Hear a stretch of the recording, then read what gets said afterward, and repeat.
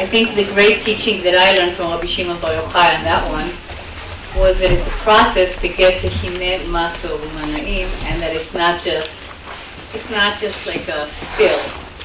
Oh, Hine Ma Tov U'ma Na'im. Like, what is the work that has to get a congregation, a community, a circle, a spiritual group to be in a state where you can look at it and say, Ma Tov U'ma Na'im. And I never thought of it as a process that would take going through everything that Rabbi Shimon speaks about until I read this story. So my only real desire is if people could turn their cell phones onto silent, please.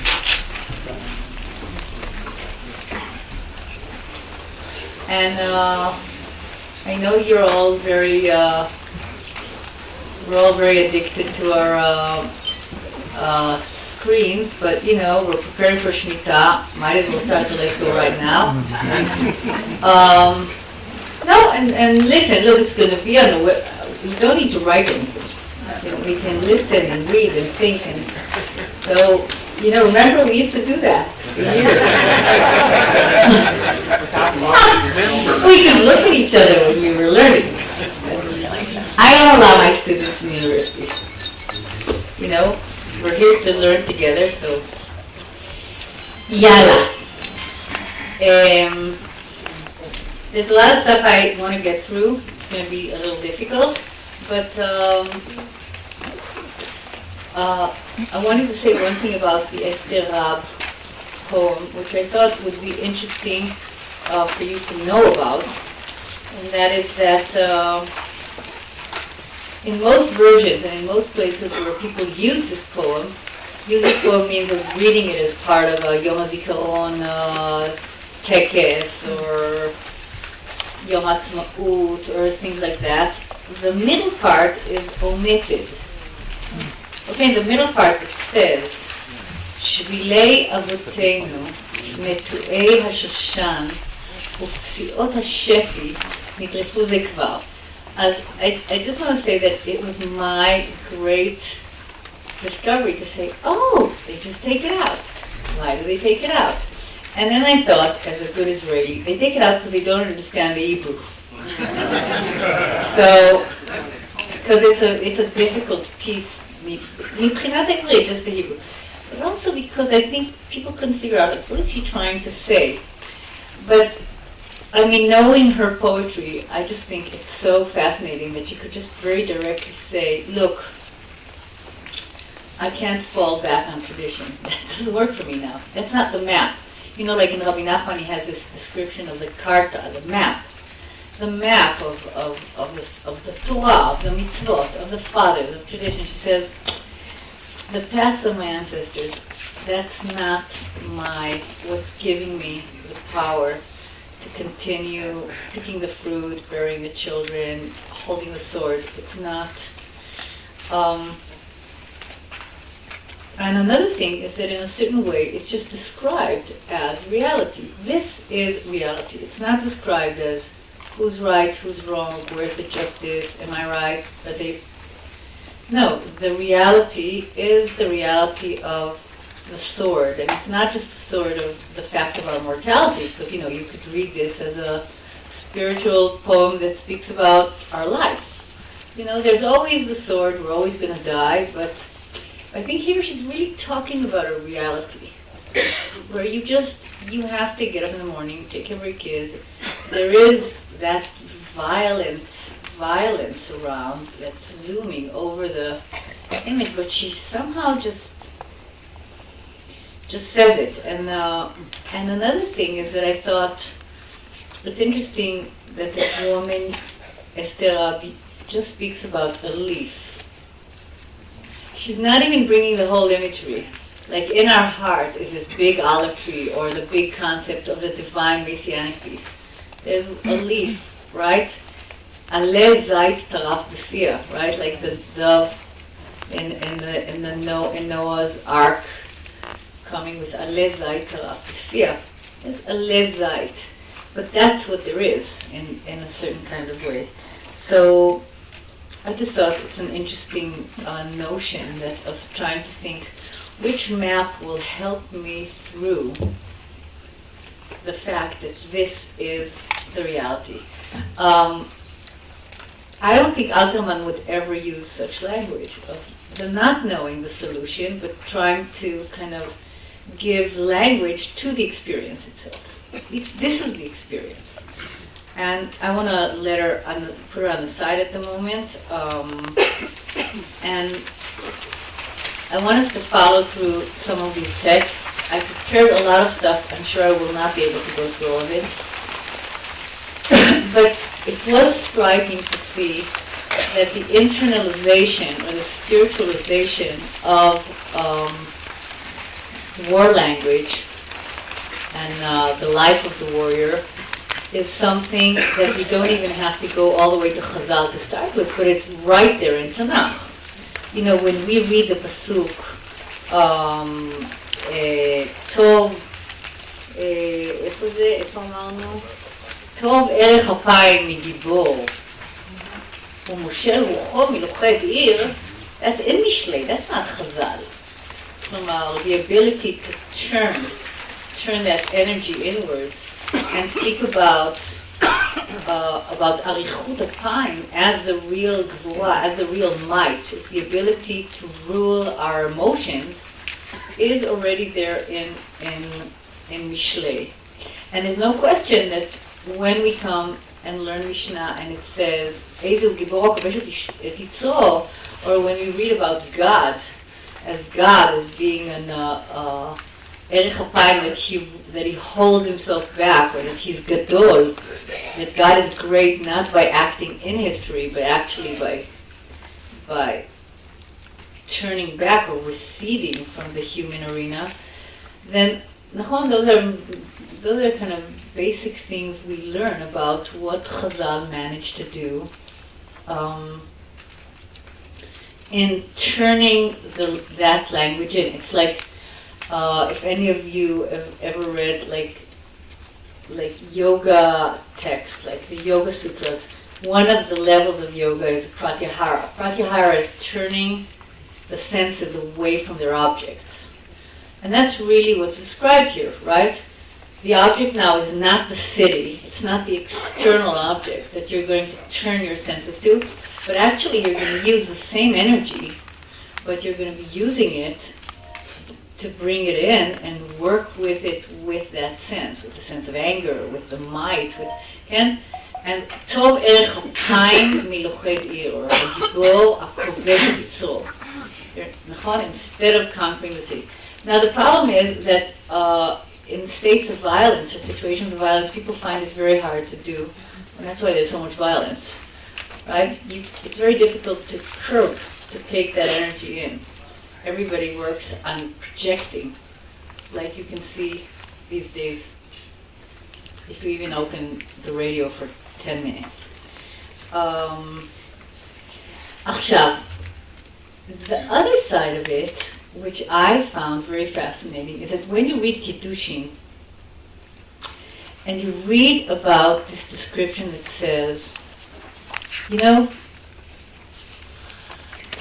we're not warriors with iron lances, but we've actually transmitted the language and the imagery of the world of warfare into the Beit Midrash. And in the world of Beit Midrash, Kiddushin says, there is a phase, there is a state in which Av uvno, More v'Talmido are engaged in intense battle. And the battle is very aggressive also, I think. It has other sides to it for sure, but it is only besofa, right? He says that there is et vahev, the falling in love, the ability that the embrace will turn from an embrace of a fight to an embrace of love, is seen as something that takes time. It's a different place that you have to come to. And I was reading it and I thought, that's so interesting, that there has to be a level, a chapter where really you have to bring, your truths, the way you see things, you bring them into that arena, and you're going to fight for it.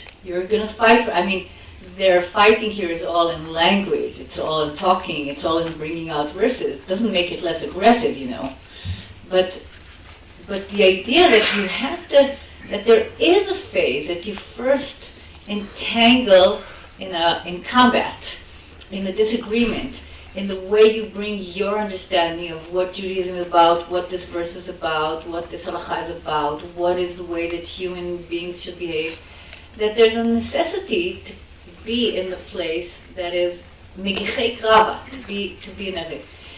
And I always wonder when this is quoted in Kiddushin, what is it? Okay, maybe we'll ask that later in Chevruta when we'll have time, after lunch.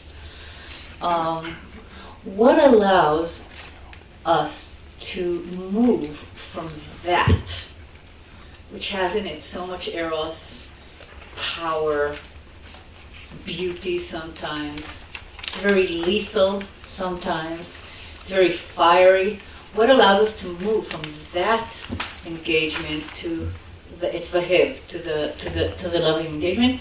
And I, by the way, do not think it's a simple answer.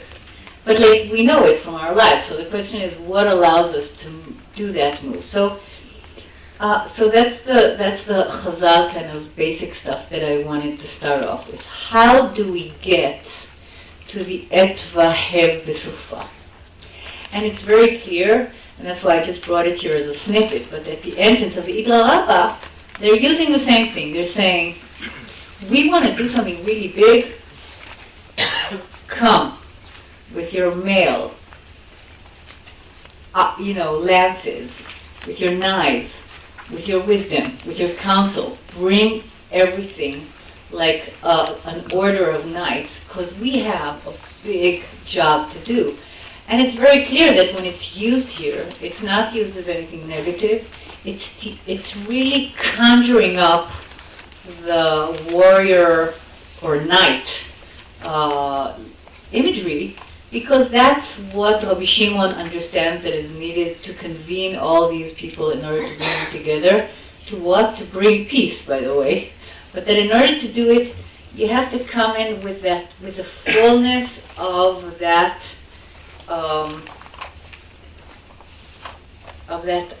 archetypal presence. Okay? That's what he's saying. I'm not saying even what I think about it. I'm saying that's the imagery. Now, if you have spent any time reading Chazal stories, which are beautiful and wonderful and amazing, and clearly I'm thinking first and foremost, of course, of the story of Rabbi Yochanan and Reish Lakish, which I did not bring here, and you will excuse me, but there were other texts that I wanted to bring. But it's very clear that when you try and understand the world of the sages, the Beit Midrash actually becomes the new arena for a war. Okay, you fight in Ohala Shel Torah. It's not a spa. Okay, you don't come to hang out. It's a place where things can get very heated up, and I think that, or let's put it this way, chapeau. Like, I admire the editors of the Gemara that they were willing to put in a story that raises such a critical smear right to the faces of the sages and saying, it can turn into being such a warlike zone, the Beit Midrash, that actually what's the difference? Maybe you might as well fight outside there and, be the head of the gangster of the Eastern Jordanian gang and not do it in Beit Midrash. Maybe it's easier not to do it in sublimation, but to fight. And we will have maybe some other chance to look at it. But it's very clear that they use that language. The place changes, but it's not the energy. Okay, the place changes, the mode changes, but it's really brought into that new space. And the space is now Ohala Shel Torah or the Beit Midrash.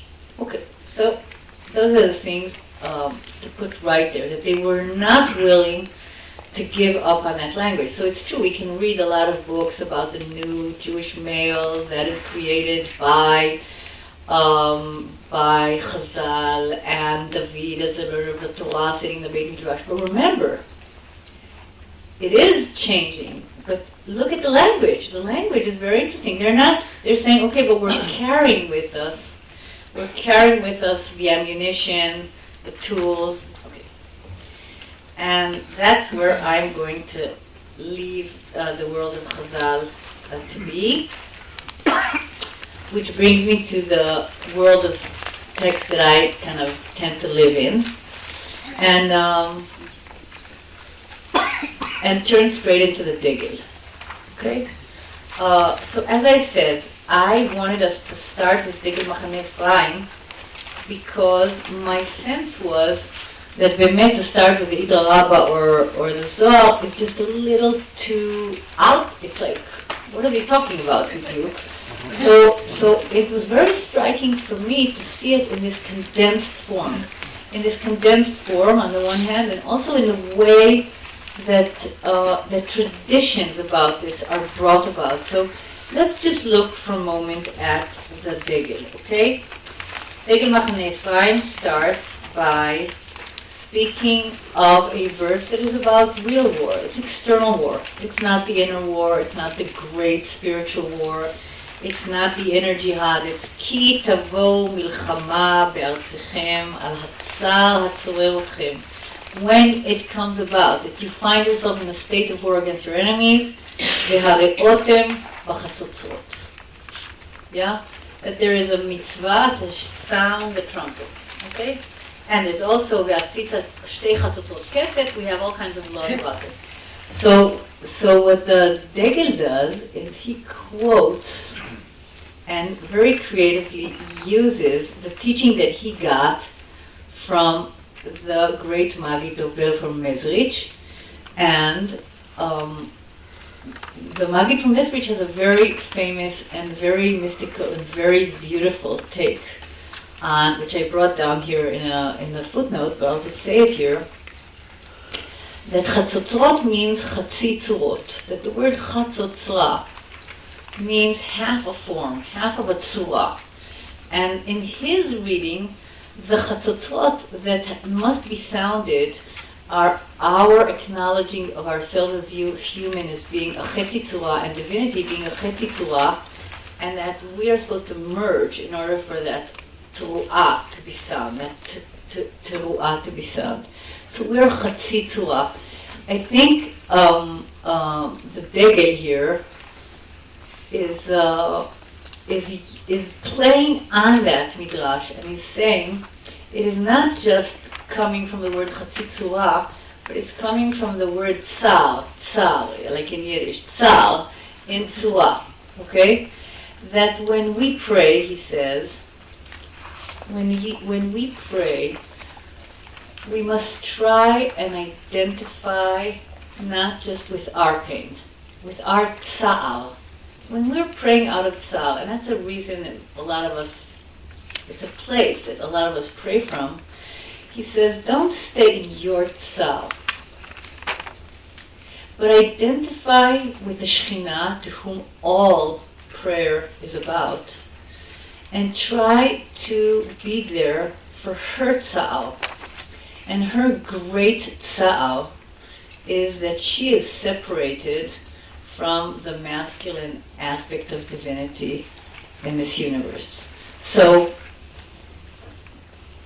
and actually this is a practice. It's a practice that's not just, if Rabbi Ephraim Sadikov is bringing, this is a very basic Hasidic practice.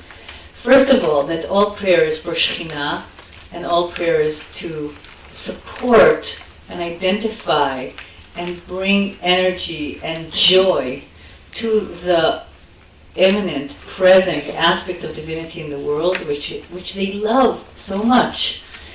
I think here the practice is also that one of the ways of feeling that your prayer is being listened to is that you expand it from the very, very personal, my little pain, you expand it into the ocean of pain that Shekhinah is experiencing, or you can bichlal experience divinity as being in pain, and that pain is the pain that this universe is not in harmony, it's not in union, that's not what we see around us. So to go and expand the boundaries of my pain into that one, he says, remember that what that does in the end is you will receive the answer. You will feel heard.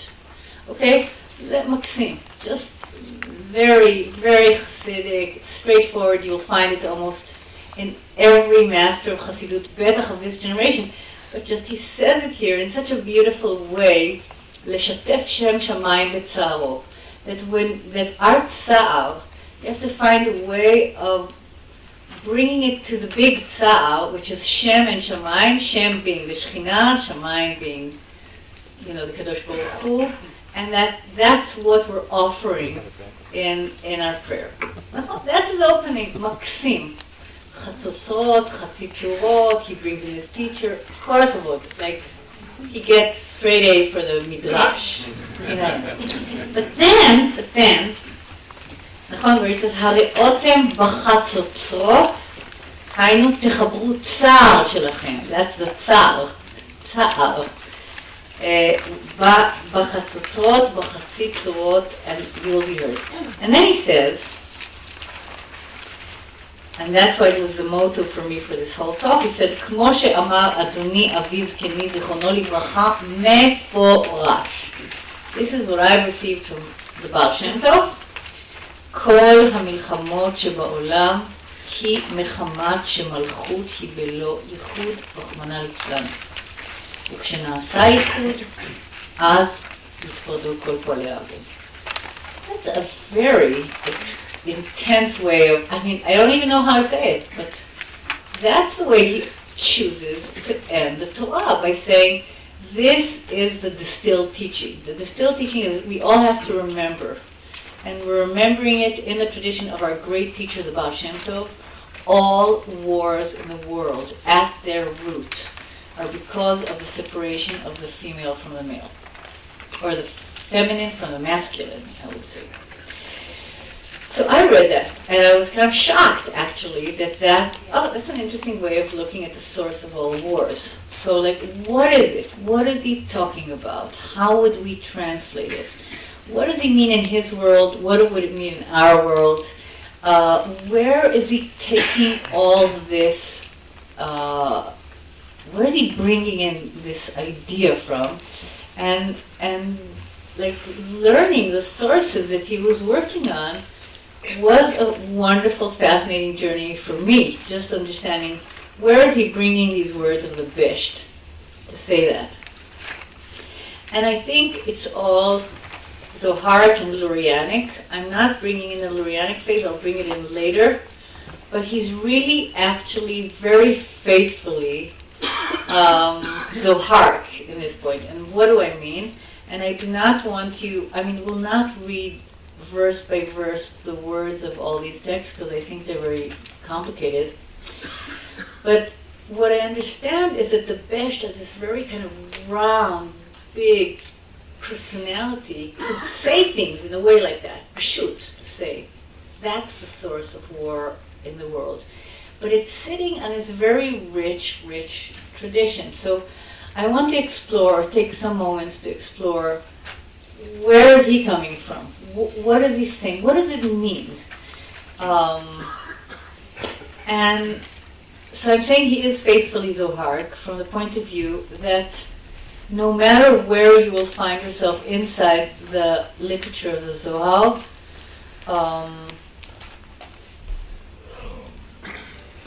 if we could say it in a very simple way, in a simple form, from the point of view of the Zoharist person, if we look around in the world is created from qualities, essences that are either masculine or feminine. Okay, everything. Letters, words, ideas, colors, everything is in the only dance there is, which is the dance between the masculine and the feminine in their language. Okay, I'm not doing an introduction to Kabbalah. It's not what we're trying to do here. But we have to remember that we're now going to visit them. Okay, we're not saying like, I want to be gender free. You can be gender free when you leave, this text. No, I'm not laughing. I'm saying, in my life, I can choose to say, when do I need that? But I'm saying, when I come to learn from a 13th century text, I have to really lay down my sword and shield and I have to come and first of all listen to them. I have to see if they have wisdom to teach me. I'm not coming as somebody who thinks that I know everything and they're just primitive medieval men. It's like, I'm coming to see if the well of our tradition has something there that I can learn from. Now, it is a language. It's a language of looking at the world. And that's why I'm saying here that more than using the gender lens, I am trying to read this, trying to understand it from the point of view of archetype and energy.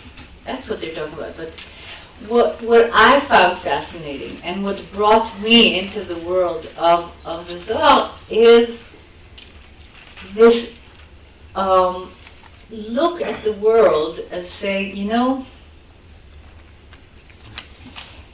whereas the world should have been a place where the sacred marriage of the masculine and feminine occur in the soul of every person, in interpersonal relationship, in interinstitutional relationships, in international relationships, that is not what we're seeing. And what we are seeing, if we look with truth and honesty, is that most of the time, most of the places, most of the relationships in the world are relationships where there is alienation between what they understand as masculine and feminine. Now, one of the interesting things, and that's why I'm not gonna, is we could put in different things into what we understand as masculine and feminine. They have their own mamash lexicon. They have their own language, right, of what masculinity and femininity is about. But what is interesting, that regardless of that even, they're saying what should be in an embrace of love, what should be in an intimacy of the ability to face each other face to face. Instead of that, we are in a world of anger, alienation, and especially separation, lack of communication. And the job of Rabbi Shimon, as he teaches it to his students, and that's why we have here this beautiful story of Acharei Mot, their job is to learn how to do the sacred work of bringing those aspects more into harmony. I would say that that's the Melila short version of what the Zohar is all about in a certain kind of way, but I think it is. I think it's also a very daring reading of both human reality that is in that situation of sadness, alienation, and separation, and also in their daring to look at the divine world as being in that state. It is not only our world where there is lack of harmony and peace. It is also within the divine world itself, that instead of the Shekhinah and the Kadosh Baruch Hu being in a loving embrace, or in the pleasure of intercourse, they are, instead of being in that state, actually, divinity itself is in a state of longing and in a state of discommunication and in a state of disharmony. So they were offering this language. What it gave to their generations and the generation after them is an interesting question in itself. I'm asking us, in what way could we use that in what way does that language, in what way is it useful or not in our reality when we're looking at this, at our world, at our job in this world. So when we look at the story of Acharei Mot, which again I will say is one of the most beautiful Zohar stories,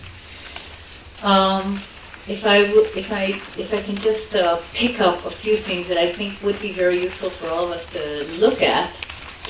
Nachon, here comes a very classical story. There's no rain, there's drought. What do students do? They come to their shaman master, Rabbi Shimon Bar Yochai, like, do something. Or they come to the tzaddik, like in Masechet Tanit, come, do something. We cannot bear the world as it is anymore. Nachon? And Rabbi Shimon Bar Yochai, Nachon, we're now on page number 4 and 5 and 6.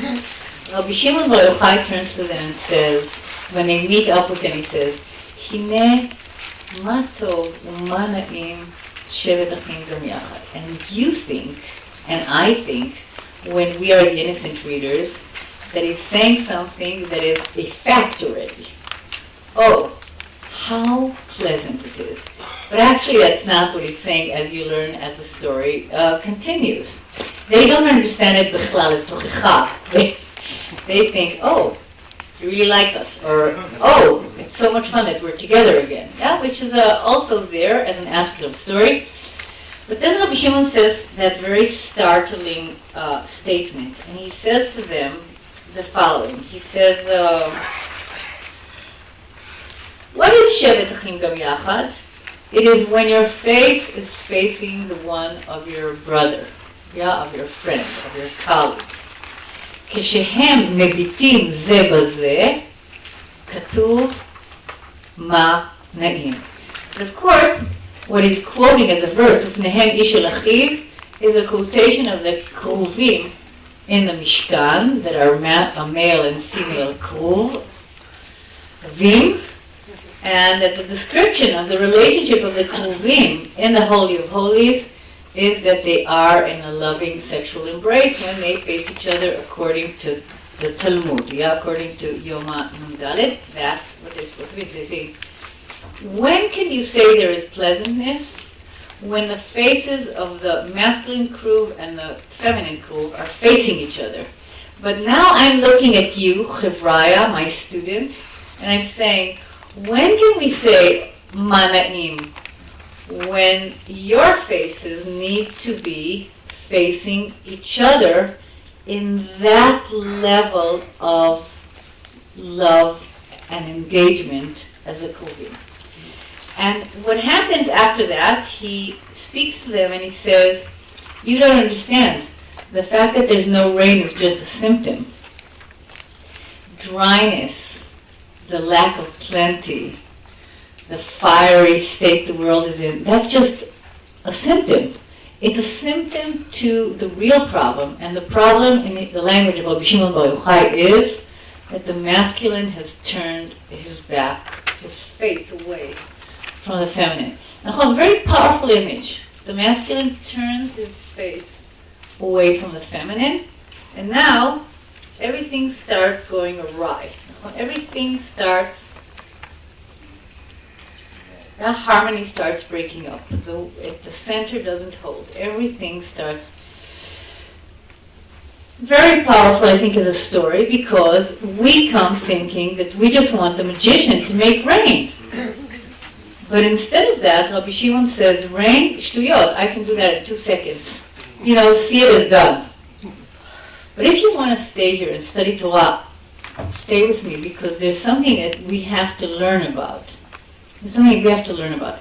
And that's when there has this great line, they say, look, look, our teacher, we come here for everything. We come for rain, we come to study, we come for anything. So let's just one of us go and tell everybody that everything's going to be okay on the rain level, and we're here to do the spiritual rain. Like, how do you bring about spiritual rain? So when he sits with them and he explains to them, he says, if I want to speak about the masculine turning away from the feminine, it is like judgment turning its back to justice, right?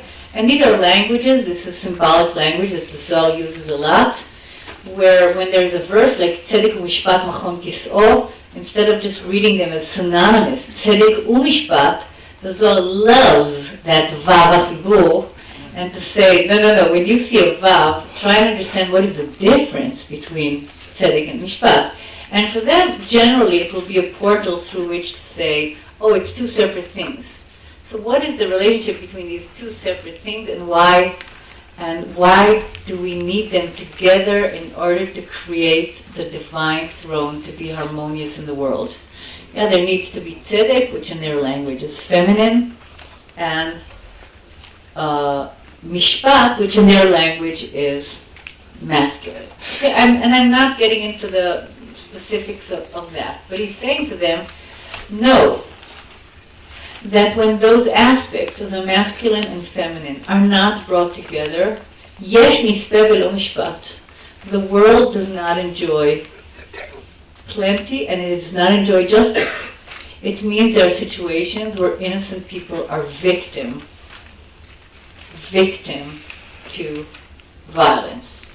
Yeah, and I also want to say that in another part of the Zohar, which I didn't bring here, but I just thought for these days it's important to say, in the war days, that in Saba de Mishpatim, in another part of the Zohar, Rabbi Shimon Bar Yochai says,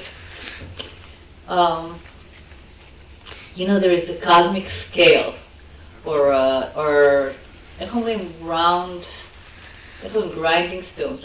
There's a scale. There's a scale that goes this way, and there's also a round, kind of cosmic, round wheelstone. Wheel. That's but it's not exactly a millstone. But that's about justice, right? And in Sabbat Mishpatim, the old man, it's not Rabbi Shimon Bar Yochai, the old man says, those cosmic scales are supposed to distribute justice. There's supposed to be a presentation of justice in the world, of the truth in the world. But when humanity loses its direction and chooses to work in evil ways, it causes the cosmic scales to go off. It's an amazing idea. It doesn't say it's from above. When what is coming up, what is rising from humanity on this earth is not good, is not goodness, the scales go off, and that's where everything goes into terrible havoc in a certain way. So he's saying that. But then Rabbi Shimon Bar Yochai, in our story of Achrei Mot, he says, ואתם החברים, הנה מה טוב ומה נעים, אלה הם החברים, בשעה שהם יושבים כאחד ואינם נפרדים זה מזה. בתחילה הם נראים כגברים מגיחי קרב. In the beginning, they're like warriors out to battle, שמבקשים להרוג אחד את השני, who wish to kill one another. לאחר מכן, later on, they return, שווים באהבת אחים. Then, when that happens, that's when the Kadosh Baruch Hu says, הנה מה טוב ומה נעים שבת אחים גם יחד. And he says, and the word gam, which is according to Nachumish Gamzu in Chazal, the words gam, et, those little words, are also there to teach us something, and gam means to include something else. So Rabbi Shimon says, gam yachad means that the circle has to find a way to include Shekhinah. Gam is to include Shekhinah in your circle. So he says, when you will find a way that your circle will have you sitting as ones who love each other, facing each other face to face, and including the Shekhinah within your circle, only then will God listen.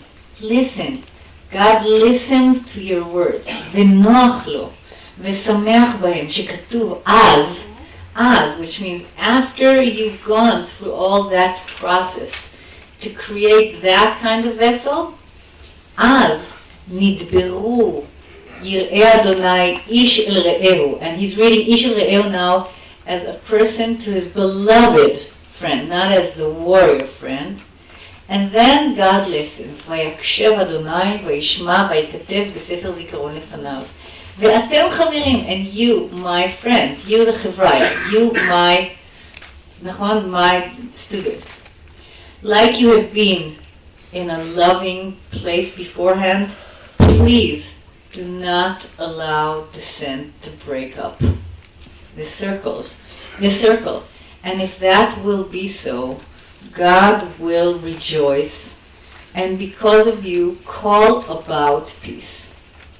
And v'yimatzeh b'zchutchem, and because of you, there will be peace in the world, as it says, leman achai v're'ai adabrana shalom bach. Okay, it's a hard reading of the verse, but it's basically saying, if you bring that about, yeah, I will speak peace unto you. There will be peace in that circle. It's a beautiful story. It's just the opening. It's a very, very long story. But what I wanted to bring today to this is to think of it in two ways. One is that it seems that according to this text, you can't skip the war bit. And you're not supposed to skip it, actually. And I wonder what you think about it. Okay, what do we think about it? That there has to be that phase where they look like warriors out to get each other and kill each other.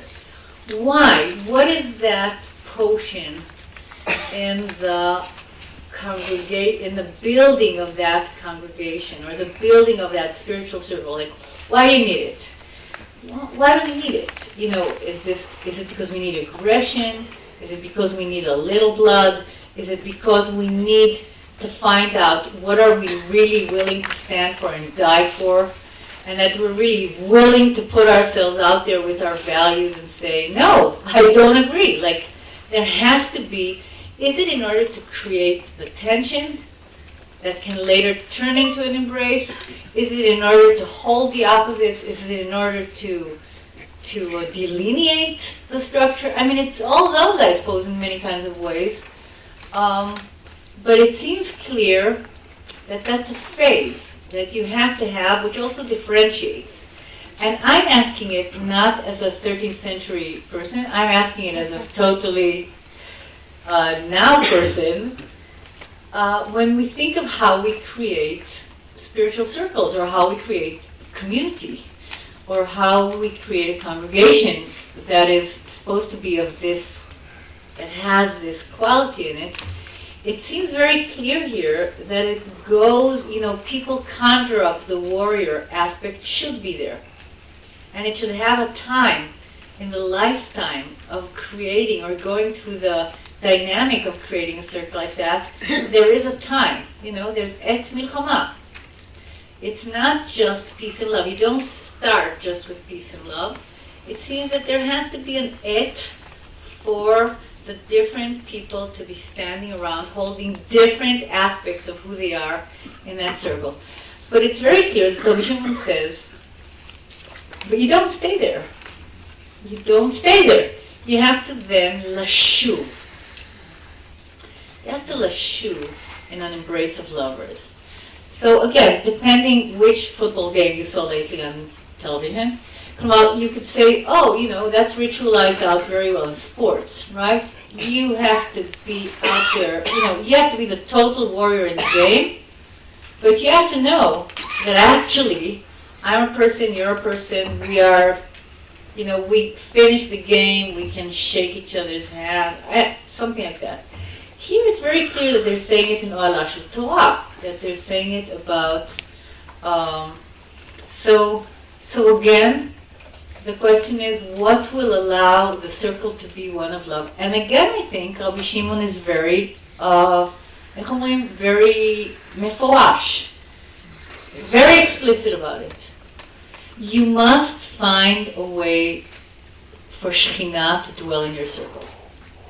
Okay? And I think he's reproaching his students. He's saying, Shekhinah is not in your circle. There's no rain, and there will not be rain until you include her in the circle. Now again, the question is, what does that mean in 2014? What does that mean? That here we are, there's a circle, we're all intelligent, we're scholarly, we do our thing, we're good people, but there's no Shekhinah in the circle. And Rabbi Shimon is saying, you want peace? You have to get her to dwell in the midst of your circle. I'm not taking responses now about this because I want us to do that after lunch and I want us to do it in our circles. But I really, truly ask you to think of that in your lives. Like, what does it mean to bring Shekhinah into a congregation? What would it mean to bring it into a circle or into a relationship? But it's very clear that he says to them, without her, you cannot have the pasuk, Leman achai v're'ai adobrana shalom bach. It's a real process. So that's what I wanted to bring from the Zohar, that it's... מה שעה בכלל? אוי אוי אוי. למעלה מהזמן, למעלה. כמה זמן יש לנו? עוד 40 דקות? עד איזה שעה זה 40 דקות? עד 12:30? אוקיי. close the Zohar, can't the Zohar. אוקיי. אבל רגע, לא. לא. From my point of view, Dayai, if I brought this story from Achremot, from the Zohar, because, first of all, I want to say very truthfully, I want people to use this story. I want you to use this story. This is not to say, oh, I learned an interesting story in Achremot, I know a story from the Zohar. This is really a story about a teacher and a leader of a congregation who has to figure out how do you deal with a situation where that is not happening? And what is the thing that will make that peace come into the midst? And what is the role and what is the phase that the warrior or the war aspect must be allowed to be acted out in order to come to that next phase? I think it's amazing. I think it's amazing as a teacher. I think it's amazing as a person who works with people. I think it's amazing as a peace worker. I think it's an amazing suggestion from the point of view of Jewish language to talk about these things for ourselves. Okay, the part that I brought later from the Idol Zuta is just to say that in the most, one of these very sacred parts of the Zohar, sacred meaning that they've attained this kind of sanctity, there's an assembly of all the Zohar students, all the students of Rabbi Shimon Bar Yochai, on the day that Rabbi Shimon is to depart and leave his mortal coil and depart into the world of divinity and die to this world. It's about death. And it's about death also as a hilula, as a marriage. Okay? And I just wanted to bring it in order to say that what we read about just now is not something esoteric in the Zohar. Rabbi Shimon Bar Yochai, on the day of his death, says, Chevre, all my life I've been trying to do something because the masculine has turned away from the feminine. And if I may say it in the clearest language of all, and therefore the role of the teacher, the role of the rabbi, the role of the leader, the role of the person is to hold that space that will bring comfort to the Shekhinah that is basically left to deal with this whole world alone. And Cordovero, who loves the Shekhinah in the 16th century, who's a Kabbalist of the 16th century, he says, just think of it, she's left as a single mother with the world, right? The world is now her home. It's all these kids making so much mess, and there's so much violence, and she's supposed to be the one who's distributing justice to the world.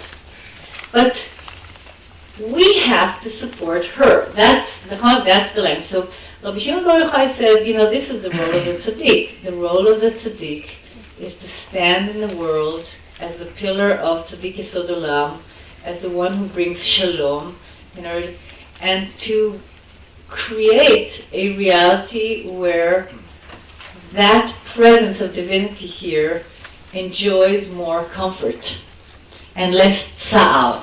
Okay? Because if we do not do that, that aspect will turn justice into being something that is so flaming that justice can turn into this kind of Kali aspect where it just burns the world. Okay, if you have any activists around here in this room, you know exactly what happens when we are working only with justice, okay? And we're just moved by justice. What happens? So that's Idra Zuta, that's the opening. I just wanted to have it there as language, that he's saying, it is not about me telling you that this is the fact of the world. It is also knowing that I have dedicated my life, right, to make sure that I'm balancing that justice that is left alone to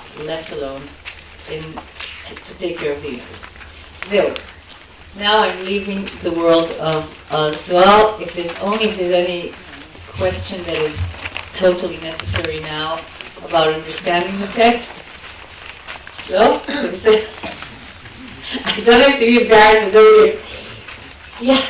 I'm just curious what causes the separation of the Godhead, that we need to work so hard to bring it together, but is it always in a state of being separated? Did something happen that caused it to be separated? Okay, that's a beautiful question, which actually, would invite a whole seminar on Kabbalah. That's what it's in many ways about Zohar, at least that's what it's about. What I want to say now as a snippet, as a short, the soundbite version, is to say that in their understanding, there are always moments of unity, love, harmony, and intimacy, but they're not sustainable, which we know psychologically from our world, from our love life, they're not sustainable as a state that's continual, okay? Now, in their world, that state of harmony is not in the end of days. It's not messianic. It happens every day in Tefillah. It happens every week in Shabbat. It happens in Kabbalah Shabbat, right? Kabbalah Shabbat, in their understanding, we're just preparing the ground for that moment of harmony and unity and love. It happens when a man and a woman make love. It can happen when a woman and a woman make love, or a man and a man make love. It's when love is that there are moments of unity. But those moments of unity are broken. And they have a huge mythical language explaining what creeps into the unity. Creeps because it's the snake, yeah. What makes its way that breaks up the ability of that union to be sustained? What happens? And there are a lot of reasons that cause that. But what is important, I was teaching this year, all year, the story of Joseph in the Zohar. And the Zohar is just, it says, here there was a moment, Vayeshev Yaakov. Everything was harmony. Everything was there. And then, Yosef ben 17 Shana, boom! All that unity erupts. Now, I think it has to do with their very deep intuition of reality. It's their take on reality. That reality is not, a lot of wonderful intimacy, harmony, and then you have moments of violence. But actually, maybe it's not that way. Maybe all of our life is working towards moments where that is not present. So, to your answer, they're not speaking about a world that is in darkness, that is totally fallen, divinity that is fallen, but they have a theology in which divinity is a dynamic reality. It is not a static Aristotelian, perfect, beautiful reality. It's a reality in which, in it, what Edith calls the intradeic dynamics are very dramatic sometimes, and that our role as human beings in prayer, in mitzvot, in kavanot, in the way we deal with the world, is to bring harmony to that realm and to bring harmony to our realm so that there will be a flow between them. That was a very short version. That was the short version. No, it's important to do the short version because, okay. Now I want to say something about Rabbi Nachman, and Okay. We're now skipping. We're not in the 13th century anymore. Here we are towards the end of the 18th century. Okay. We are in the Ukraine, which is also not enjoying, Poland and Ukraine. One? Which is not enjoying too much peace at the moment either. And we have this book called Sichot Aran that Rabbi Natan Minemirov really put together and edited. But I just want to say that if somebody is looking for a monologue for a drama group, this one's going to take first place. Doesn't matter where. Okay? Because he is so wild, this guy. Okay, here's Rabbi Nachman giving his monologue. And I also want to say that Ari Kaplan's translation is also very beautiful. But what is he saying? He's saying something very different than all of the texts that we've read till now. He's saying reality is war. He's saying, make no mistake, reality is war. And not only reality is war, in a certain way, if there were not external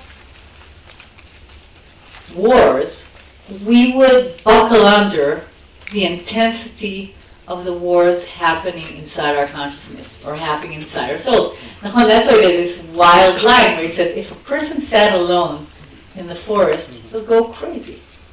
He'll go crazy just by all those warring forces inside oneself going against each other. So in a crazy kind of, it's kind of pathological, but it's very straight. It's very amazing to say, actually, the reason that we can maintain, it's like, the reason that we can maintain a modicum of normalcy is because there's so much violence around that's making so much noise that we can bear to just maneuver in the world and not just totally go out of our minds. Not, like in a certain way, it reminds me very much of, the language of one of the great Achronim, Leonard Cohen, right? So he says, there is a war between the rich and the poor, a war between the man and the woman, there is a war between the left and right, a war between the black and white, a war between the young and the even. That's the situation. The situation of reality. There is war everywhere. Achshav, what's amazing is that Rabbi Nachman says it like, you have to know, it's kachazeh. Kachazeh. It's that dialectic that makes up the structure of reality. And you have to remember also that being very outrageous, I don't know if that's the word for Rabbi Nachman, but he is outrageous. He has also aspects of looking at this state as something that has in it some good things about it and some things that have horrible things about it. The good things about it are that his understanding, all these machlokot, even the machlokot between the rabbis, between the teachers, between the parties, he says sometimes, you have to have them. You have to have war. Because if you didn't have war, you wouldn't have space in the middle that would differentiate me from you. We'd all fall into this lump. We'd be in a lump where you can't discern the truth. You can't discern the way. You can't discern where you have to go to. So he sometimes, he's a person who really created a lot of dissent around him. Not a very peaceful character at all. And he would, that maybe his name was Rav because he was raving with everybody. He was mamash not a peaceful person. But when he looks at the dissent, he's saying, so the Saba from Shpola hates me. So that's how I will know more who I am and who he is. And, and this is where it creates a space for water so that something new will grow. He has this kind of Hegelian, I don't even know how to call this system, but he has this way of looking at the world. And I always wonder, like, when to pull out this text. You know, it's a very interesting text of all. On the other hand, there's Rabbi Nachman, who, when he speaks about peace, it's amazing. נכון? When we read his imagination of what humanity could be. Now, for him, it's not like in the Zohar, that it happens every day, that it happens every dawn. No. But when he's talking about what will be the world to come, what will be when the Messiah comes, it will be the total peace. Total peace. It will be peace where we understand why we're in the world. I'm just for 1 minute. I brought my rabbi, Rabbi Levi Wyman Kelman. I love the Melila Shalom that's based on Rabbi Nachman in Koran Shema, and I many years I thought that I'd come for Kabbalah Shabbat to hear Levi saying, now we can give up and let go of the week. But I think it's also to hear this tefillah. But let's just look at the Melila Shalom on page number 10. נכון?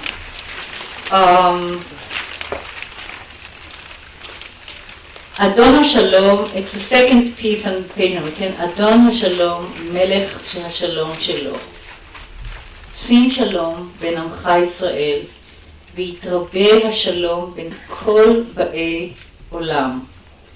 ולא יהיה שום שנאה, קנאה, תחרות וניצחון בין אחד לחברו. רק יהיה אהבה ושלום גדול בין כולנו. וכל אחד ידע באהבת חברו עד שנוכל להיוועד ולהתקבץ יחד. כל אחד עם חברו, ונדבר זה עם זו, ונסביר זו לזה האמת. אללהו אם תסלם ומין כסלם. אדון השלום, ברכנו בשלום. Amen. Okay, so that's how we close our Friday night service. And above it, by the way, is another rendering of this Rabbi Nachman take on the Messianic piece, which I think Yoram Azor did in which is a longer tefillah. You see the tefillah? And you like I don't know if you use it. Do any of you use any of these tefillot in your congregations? You do. Yeah. So I just thought these are beautiful Rabbi Nachman kind of intimations inside the Siddur Tefillah, but just where he says, Yehi Ratzon milfanecha Adonai Eloheinu ve'Eloi Avotenu, שתבטל מלחמות ושפיכות דמים מן העולם, ותמשיך שלום גדול ונפלא בעולם, ולא יישאו עוד גוי אל גוי חרב, ולא ילמדו עוד מלחמה. רק יכירו וידעו כל יושבי תבל האמת לאמיתו, אשר לא באנו לזה העולם בשביל ריב ומחלוקת חס ושלום, ולא בשביל שנאה וקנאה וקנטור ושפיכת דמים חס ושלום. רק באנו לעולם כדי להכיר אותך, תתברך לנצח. ובכן תרחם, and this is an addition that I'm sure is it's a beautiful shibuts, setting of juxtaposing of these psukim. ובכן תרחם עלינו ויקוים בנו מקרא שכתוב, ונתתי שלום בארץ ושכבתם ואין מחריד, והשבעתי חיה מן הארץ וחרב לא תעבור בארצכם, ויגל כמים משפט וצדקה כנהר איתן, כי מלאה הארץ דעה את אדוני כמים רעים מכסים. So it's a beautiful addition. So I want to bring, I wanted to bring that in the Breslov tradition, they really picked up on this.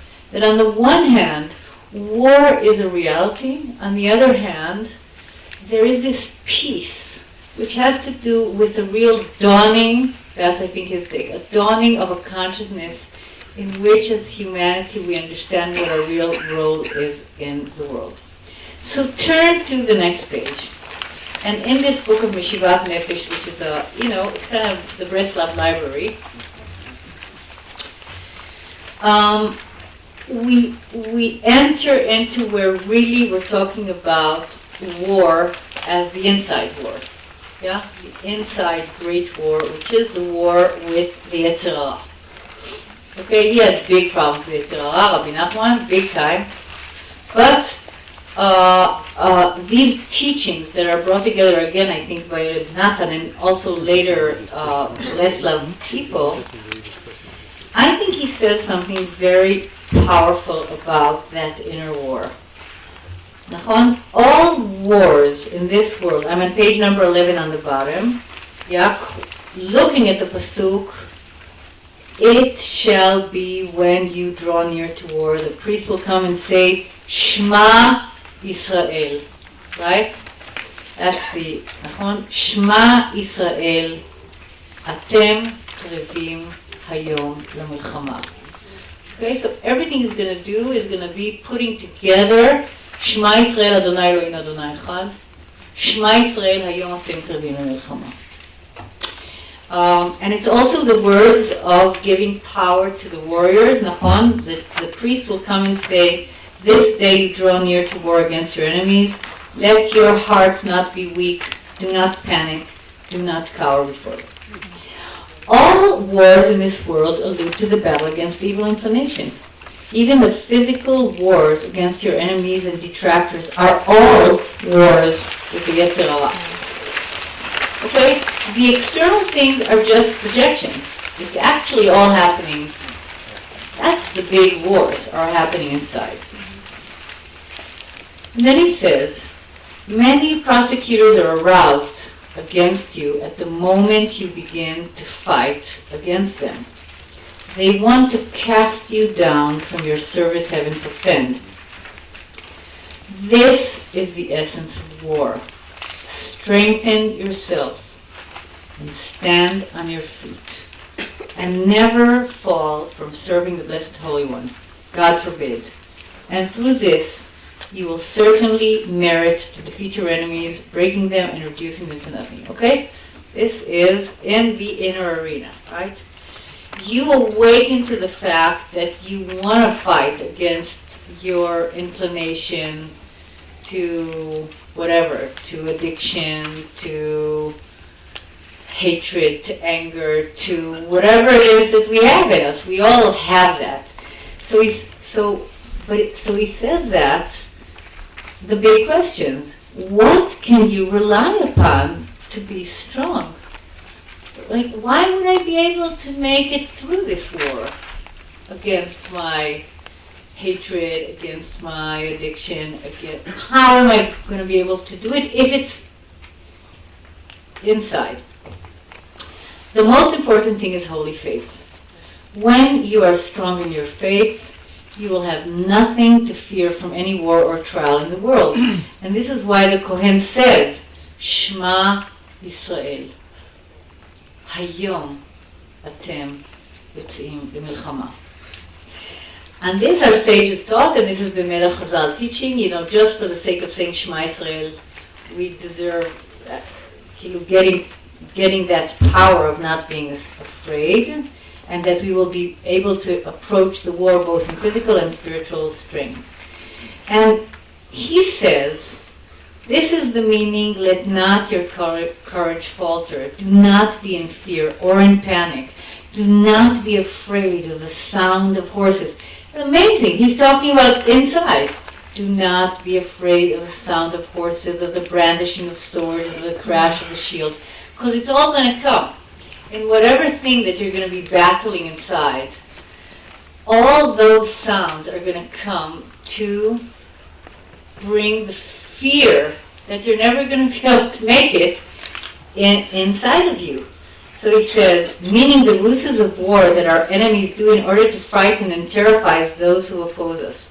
All of these things exist in the war against evil inclination, as it is known to even the simple person. He says, we're not talking rabbis, we're not talking leaders. Every person who wants to do that knows that he's standing up against the clamor of frightening sounds and brandishing of swords. It's actually in order to make us kind of go away from our mission. So he says, even a simple person who has just begun to enter the service of God and the war of evil inclination.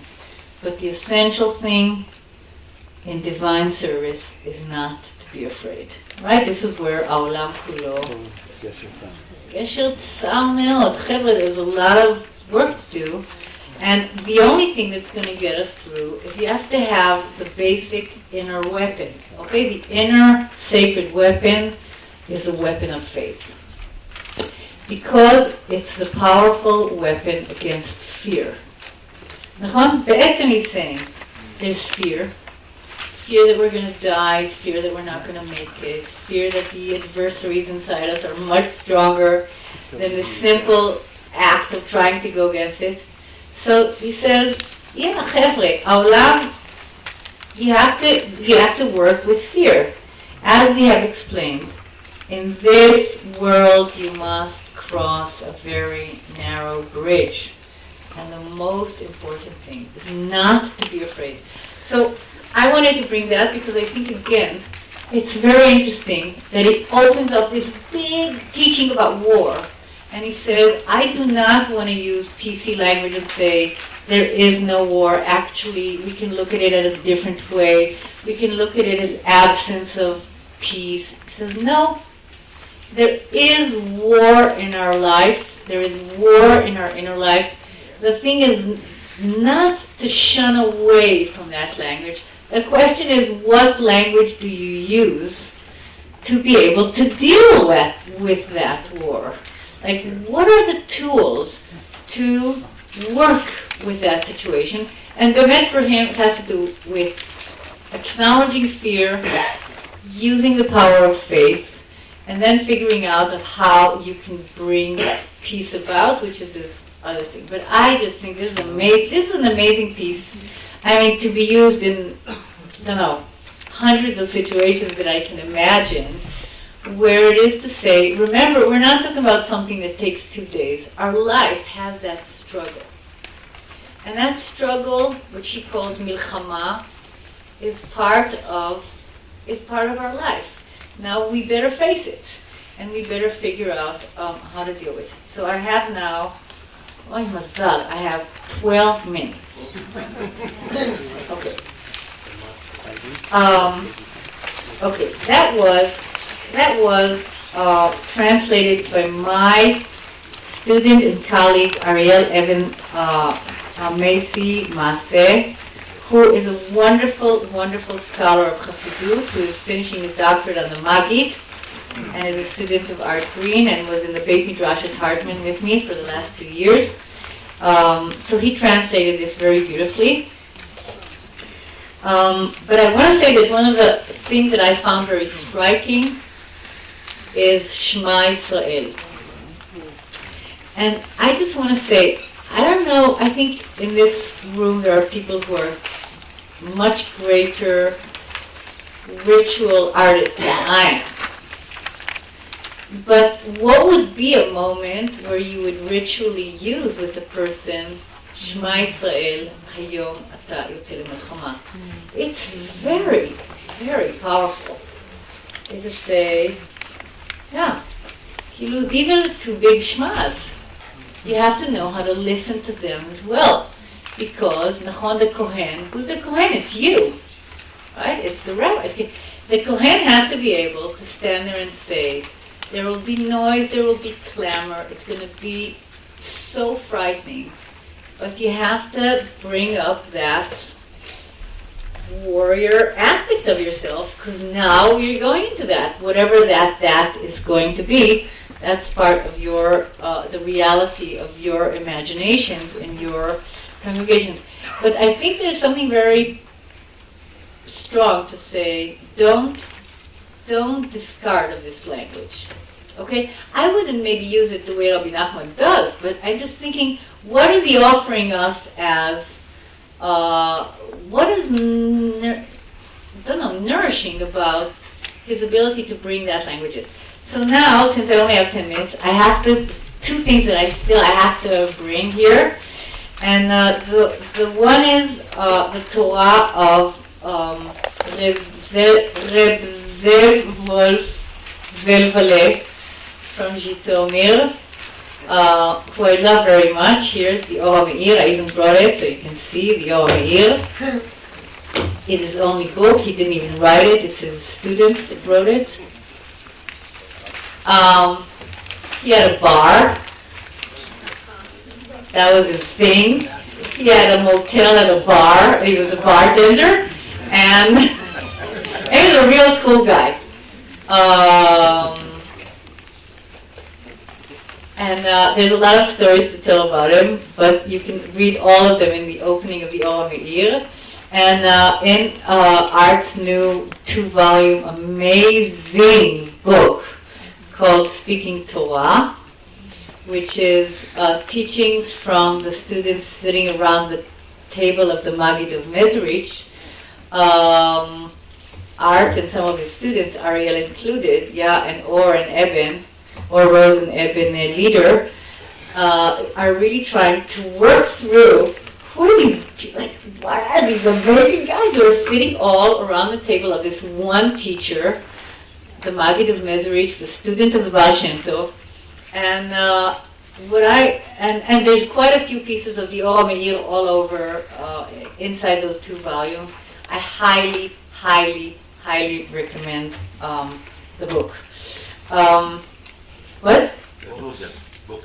2 of them, the 2 volumes. It's Bereshit Shemot Vayikra V'Dvar Dvarim and Midrashim for Drashot for the Chagim. Okay, so what do I want to say? I want to say that the Or Meir. There you go. What happened to my Or Meir? Here it is. Okay.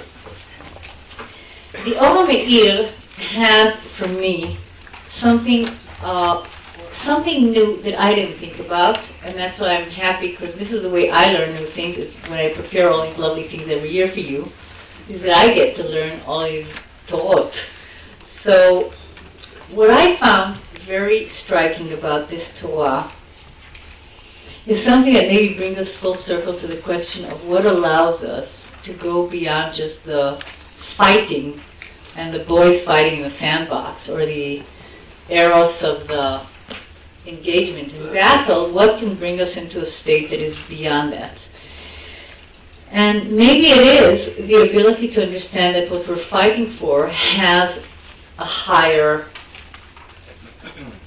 truth, that there's a third thing that is not just me, my value against your value, but is there an ability of all sides to see that there's something beyond those 2 sides that we're actually both engaged in bringing about? Is it what Rabbi Nachman calls Ha'emet, God, Shekhinah, the divine truth? What is it that will allow us to move from really fighting for our views into a place where we can move into that embrace? So I found something really interesting in what the Or Meir says.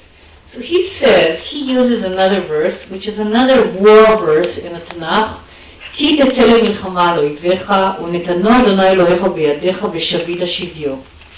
וראית בשביה אשת יפת תואר, וחשקת בה ולקחת לך לאישה. I will not go into what I think about the war ethics of the Bible, because I generally, I have a lot of protest against it. But what I want to say is that as a Jew who hopes to be in an evolving religious civilization, I find it very interesting how people in the 19th century can pick up on a verse that has nothing to do with the external situation of war and look at this verse as holding within it deep wisdom. I mamash surrender to Zevot Mishitomer to be able to do that. So he's taking this situation and he's reading it as follows. He says, when you go out to the big war of your life, which is the war against the Yetzer Hara, okay?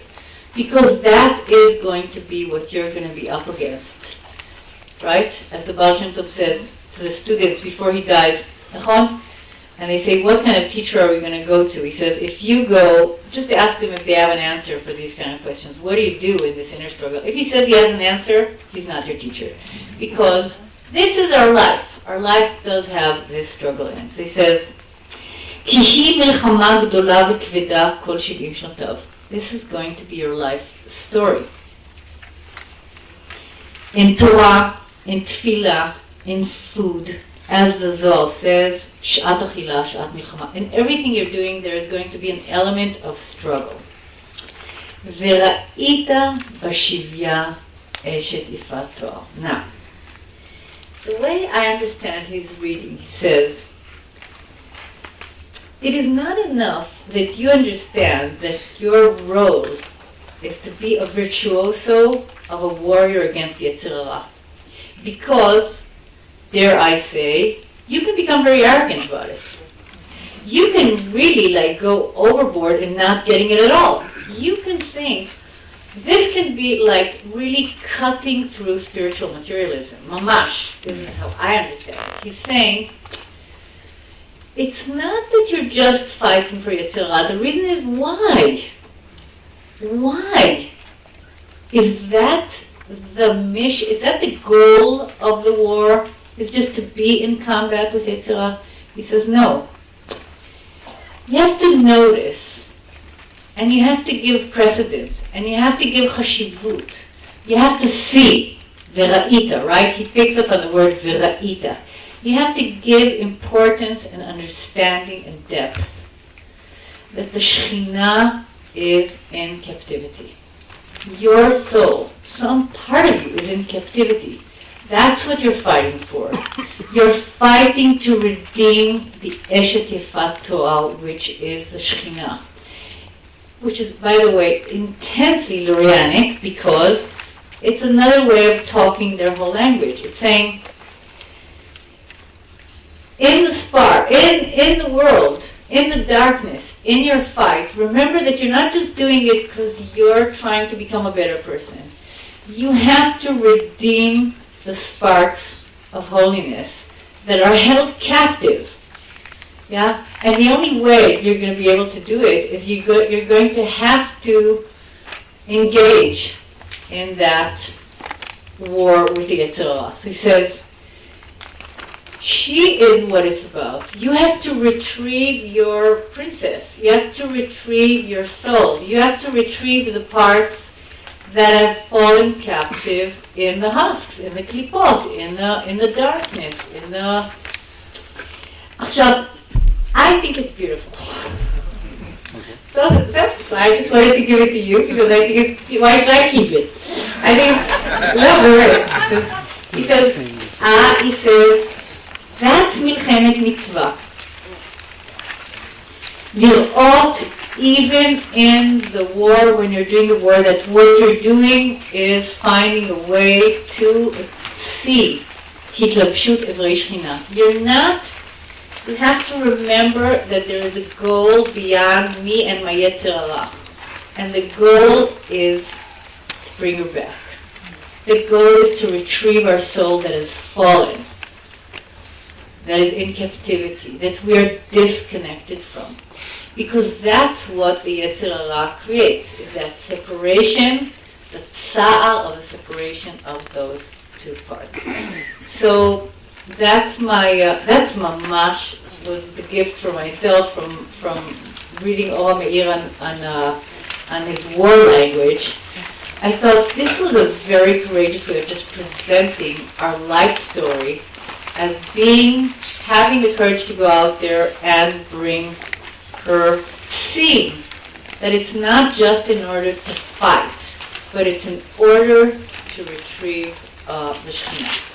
And I want to end with a poem. I told you that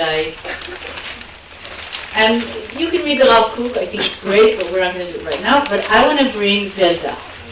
I want to bring her first of all, because as I said, I chose to bring two women poets, two Israeli women poets, Hebrew poets.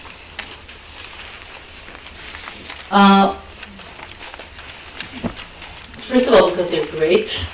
Second of all, because I found it very inspiring that they could hold the opposites or hold the paradox of war and peace and not find a solution for it, but hold it. And I think that in her poem that was translated by Marcia Falk, which is almost like Rumi-like in its end, you'll see, she speaks about how close and how far peace is. And I think here she's really talking also, it's the inside and the outside. It's the world, but it's the inside. So let us first read it. It's also been put to music, by the way. Kol Shoshana. Okay, you have to imagine, you have to look at a rose, okay? That's the practice. You're contemplating the beautiful rose. Kol Shoshana hi'i shel hashalom hamuvtach. Hashalom hanitzchi.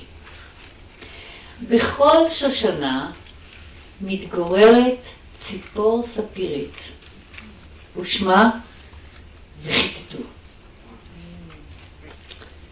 ונדמה כה קרוב אור השושנה, כה קרוב ניחוחה, כה קרוב שקט העלים, כה קרוב אותו אי, כך סירה וחצה את ים האש. Okay.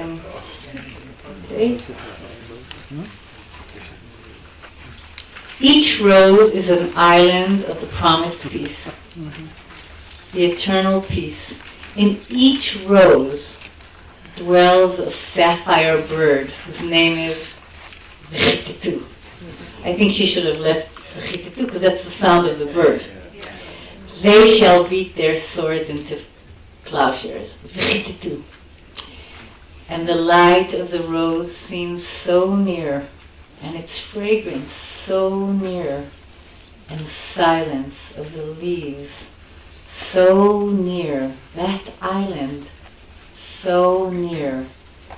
Take a boat and cross the sea of fire. So she just said it. It's so close, but it's so impossible. And you have to jump into a huge leap of faith to cross those rosy, fiery ocean of the leaves to get to the heart of the rose. So I wanted to bring that. And thank you for going on this road.